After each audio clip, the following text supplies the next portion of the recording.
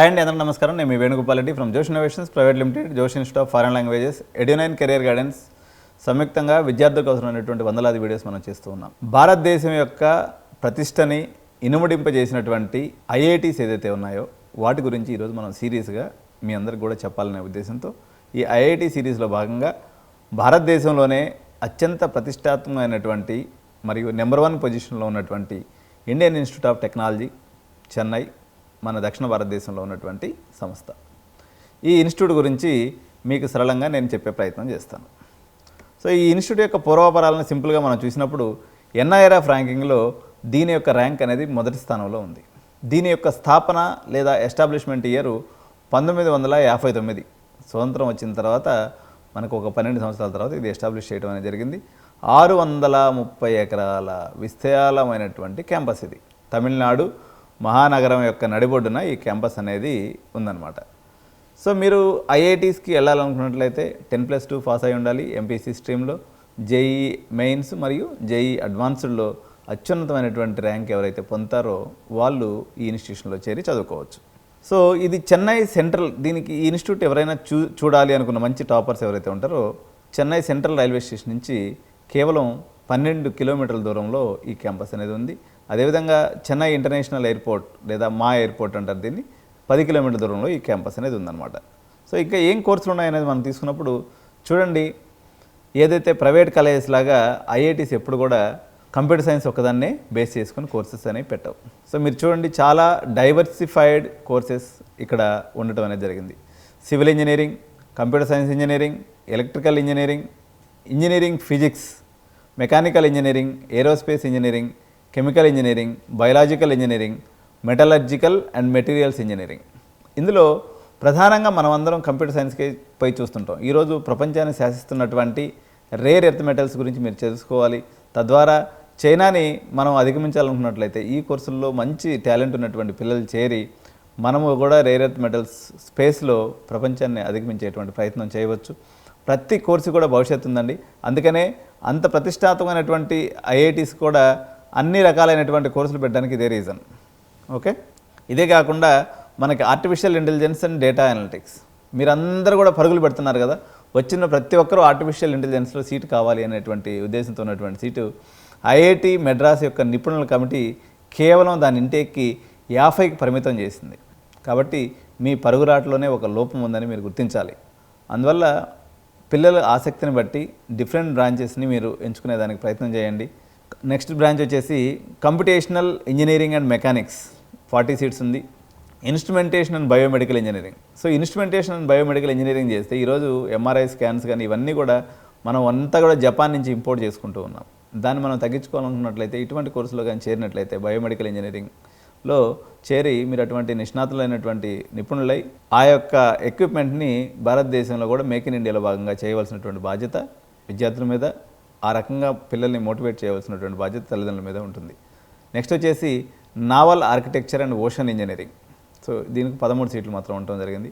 ఫిజిక్స్లో 13 seats, biological సైన్స్లో 30 seats, aerospace engineering ఇది ఇంటిగ్రేటెడ్ కోర్స్ అండి, అంటే బీటెక్ ప్లస్ ఎంటెక్ 2 కలిపి చేసుకోవచ్చు. ఇందులో 10 సీట్లు మాత్రం ఉండనేది. ఇంజనీరింగ్ డిజైన్లో కూడా 66 సీట్లు ఉన్నాయి. ఇది కొంత ఈజీగా కూడా మీకు సీట్ వచ్చేదానికి అవకాశం ఉంది.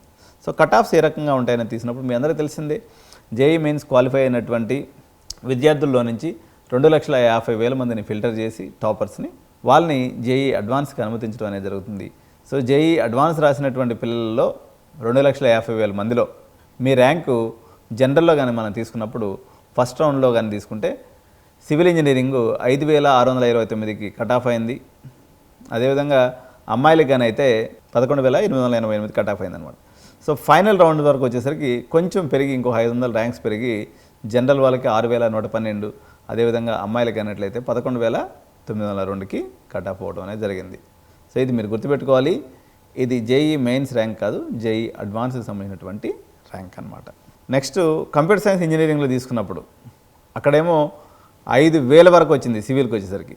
సిఎస్సికి వచ్చేసరికి కేవలం 171 అబ్బాయిలకైతే ఓసీ జనరల్ అబ్బాయిలకి 171 మందిలో నువ్వు ఒకరు కానీ అయితే ఐఐటి మెడ్రాస్లో సీట్ వస్తుంది. ఓకే, అదే అమ్మాయిలకి కానీ అయితే 805. ఫైనల్ రౌండ్ వరకు వచ్చినా కానీ ఏమీ మార్పు జరగలేదు. 171 కట్ ఆఫ్ యాజ్ ఇట్ ఈస్గా అలాగే ఉందన్నమాట. ఇది 2025 సంబంధించినటువంటి కట్ ఆఫ్ డీటెయిల్స్ ఈ రకంగా ఉన్నాయి.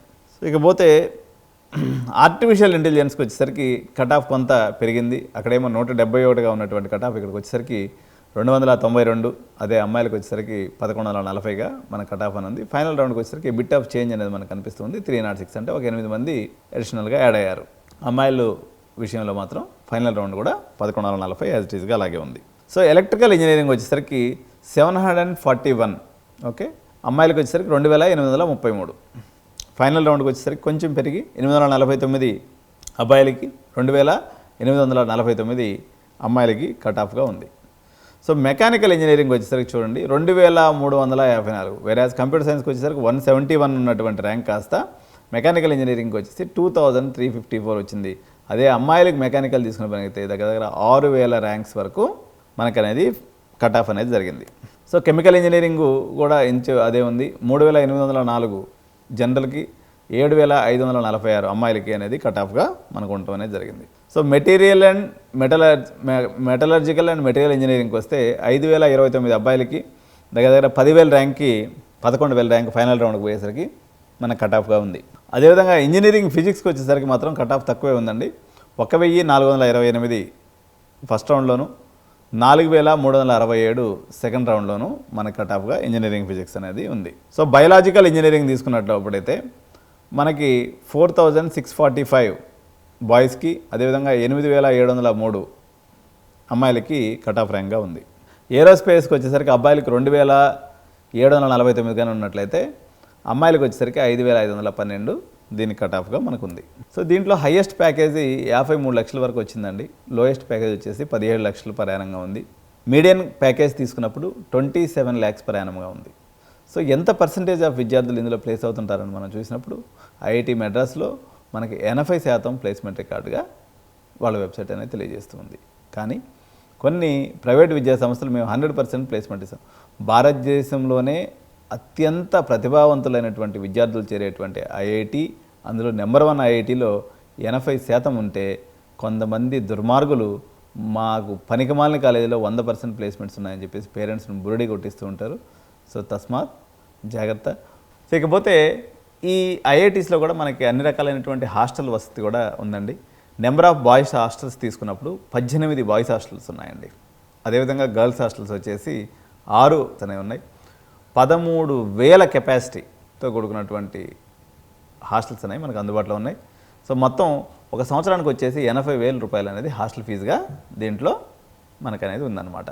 సో ఈ హాస్టల్ ఫెసిలిటీస్ మనం చూసినప్పుడు అన్నీ కూడా ఎయిర్ కండిషన్స్ రూమ్స్ ఉంటాయండి, సింగిల్ ఆక్యుపెన్సీ రూమ్స్ ఉన్నాయి, అన్ని రకాలుగా ఫుల్లీ ఫర్నిష్డ్, మీకు వార్డ్రోబ్ కానీ, ఇంటర్నెట్ యాక్సెస్ కానీ, వాటర్ వాషింగ్ మిషన్స్ కానీ అన్నీ కూడా మీకు అందుబాటులో ఉంటాయన్నమాట.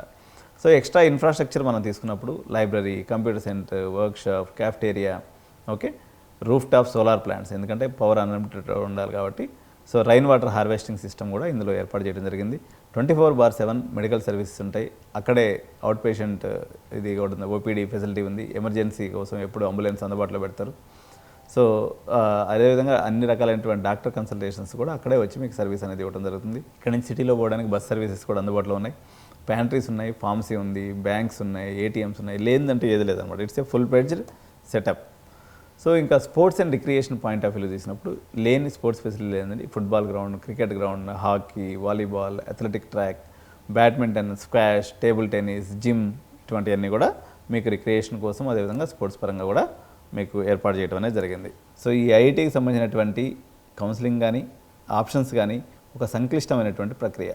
దీంట్లో మీరు ఒక మెంటర్ని పెట్టుకోవాల్సినటువంటి అవసరం ఎంతైనా ఉంది.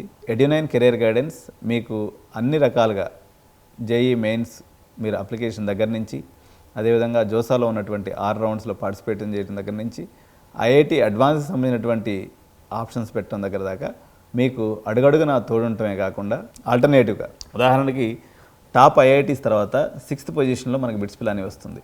సో ఈ ర్యాంకింగ్స్ని ఎగ్జాక్ట్గా చూసుకొని మీకు వచ్చినటువంటి ర్యాంక్ ఏదైతే ఉంటుందో అట్లీస్ట్ ఒక 20% మీరు ఎన్హాన్స్మెంట్ చేసుకునేదానికి మా కెరీర్ గైడెన్స్ ఆధ్వర్యంలో చేసుకున్నట్లయితే మినిమం 15 to 20% డెఫినెట్గా ఇక్కడికి రానటువంటి విద్యార్థులతో పోల్చి చూసినప్పుడు మీకు అడ్వాంటేజెస్ జరిగే అవకాశం ఉంది. కాబట్టి so just we're charging 10,000 rupees for this service. అంతేకాకుండా మీ సమ్మర్లో ఉన్నటువంటి టైంలో కూడా డెఫినెట్గా మేము ఒక మంచి ఇన్నోవేటివ్ కోర్సెస్ లేకపోతే ఇండస్ట్రీ రిలవెంట్ కోర్సెస్ని కూడా రన్ చేస్తాం. ఈ 10,000లో మాత్రమే చాలా సర్వీసెస్ మీకు అందుబాటులో ఉన్నాయి. మాకు స్క్రీన్ మీద కనిపించే నెంబర్ కానీ మీరు ఫోన్ చేసినట్లయితే మీకు ఎటువంటి మెంటల్ టెన్షన్ లేకుండా, సో మీ కాలేజీలో చూసినప్పుడు మేము విట్టు ఎస్ఆర్ఎం అవి ఇవి పిల్లల చేత నెంబర్ ఆఫ్ ఎగ్జామ్స్ రాయించే ప్రయత్నం చేస్తారు. అట్లా లేకుండా మీకున్నటువంటి క్యాలిబర్ని బట్టి మీ ఎగ్జామ్స్ని లిమిట్ చేయడంతో పాటు మీకు సరైనటువంటి దిశానిర్దేశం చేయడంలో ఎడ్యు9 కెరియర్ గైడెన్స్ దాదాపు 20 సంవత్సరాల అనుభవం కలిగినటువంటి సంస్థ ఇది. కాబట్టి మీరు దీన్ని మెంటర్గా ఎంచుకున్నట్టయితే మీకు చాలా ఈజీగా మీ పనులన్నీ కూడా అయిపోతాయి. సో ఈ వీడియోని తప్పకుండా సబ్స్క్రైబ్ చేయండి.